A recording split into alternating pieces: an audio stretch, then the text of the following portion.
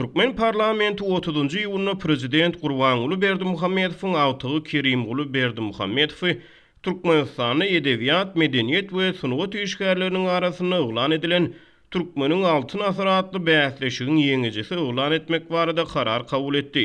Meclisiň kararyna Kerimguly ýaş kompozitor, aýdymçy we sazanly atlandyrylýar. Synçylar Türkmen meclisiniň kabul eden bu kararyny Türkmenistanyň prezidentiň şahsiýet kultuny we maşgala kultuny dawaralandyrmak ugrunda edilen nowatdaky synanyşyka atlandyrýarlar. Bu kararyň öňýany Türkmen döwlet telewizionyasy 28-nji ýylyna prezidenti käbir maşgala agzalary bilen bilelikde görkezdi. Watan habarlary gepleşigine efire berilen reportajda prezidentiň 4 awtygy şol sany Kerimguly, prezidentiň ogly Serdar we onuň ýanyna bir gelin maşgala görkezildi. Döwlet telewizionyasy ilkinji gezek prezidentiň gyz awtyklarynyň atlaryny tutdy.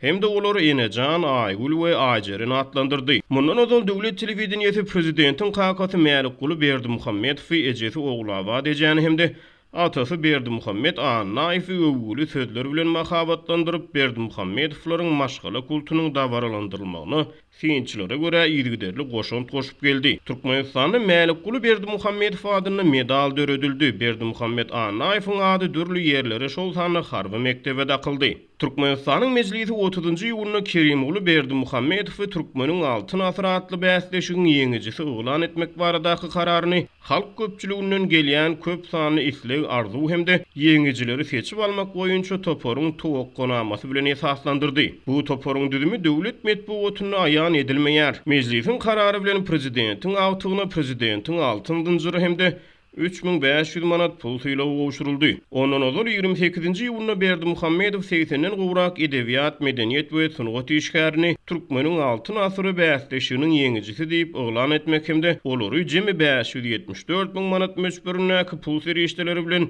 syýlamak barada karar çykardy. Prezidentiň bu kararyna hamala bähwitleriň çaknyşygy nazarda tutulýan ýaly Kerimguly ýeňeji uglan edilmedi. Munyň ýa-da parlament hamala bähwitleriň çaknyşygynyň öňüne geçip prezidentiň awtygyny syýlaglady. Synçylar Türkmenistanyň döwlet ýolbaşçysyna bähwit we çaknyşyk alamatlarynyň onsuz hem göz görtüre görülýändigini aýdýarlar we muny başga da ýençeme mysal bilen bir hatarda prezidentiň ogly Serdar Berdimuhammedowyň ýokary döwlet wezipelerine ýygyderli çekilmegi bilen delillendirýärler. Galy bersede prezidentiň altyn dynjyry we müňlerçe manat pul sylagy bilen syýlaglanan raýatlaryň hataryna Türkmenistanyň döwlet habarlar agentliginiň baş habarçysy Svetlana Çirsowa, Türkmenistan altyn asyr elektron gazetiniň habarçysy Vladimir Zarenboy ýaly köpçülikliň habar berişleri işçileriniň işgärleri hem bar.